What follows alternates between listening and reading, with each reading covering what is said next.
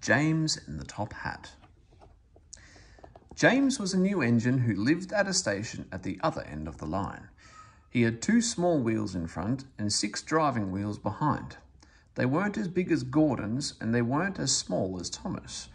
"You're a special mixed traffic engine," the Fat Controller told him. "You'll be able to pull coaches or trucks quite easily." But trucks are not easy things to manage, and on his first day they'd pushed him down a hill into a field. He had been ill after the accident, but now he had new brakes and a shining coat of red paint. "The red paint will cheer you up after your accident," said the Fat Controller kindly. "You were to pull coaches today, and Edward shall help you." They went together to find the coaches. "Be careful with the coaches, James," said Edward. "They don't like being bumped. Trucks are silly and noisy. They need to be bumped and taught to behave. But coaches get cross and will pay you out." They took the coaches to the platform and were both coupled on in front. The Fat Controller, the station master, and some little boys all came to admire James' shining rods and red paint. James was pleased. "I am a really splendid engine," he thought, and suddenly let off steam. Wheesh! The Fat Controller, the station master, and the guard all jumped, and a shower of water fell on the Fat Controller's nice new top hat.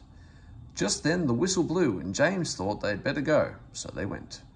Go on," he puffed to Edward. Don't push," puffed Edward, for he did not like starting quickly. Don't go so fast, grumbled the coaches. But James did not listen. He wanted to run away before the Fat Controller could call him back. He didn't even want to stop at the first station. Edward tried hard to stop, but the 2 coaches in front were beyond the platform before they stopped, and they had to go back to let the passengers get out.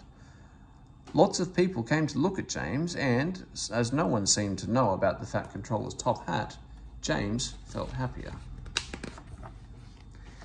Presently they came to the junction where Thomas was waiting with his 2 coaches. "Hello, James," said Thomas kindly. "Feeling better?" "That's right. That's my guard's whistle. I must go. Sorry I can't stop. I don't know what the Fat Controller would do without me to run this branch line," and he puffed off importantly with his 2 coaches into a tunnel. Leaving the junction, they passed the field where James had had his accident. The fence was mended and the cows were back again. James whistled, but they paid no attention. They clattered through Edward's station yard and started to climb the hill beyond. It's ever so steep, puffed James. I've done it before, puffed Edward. It's steep, but we'll do it.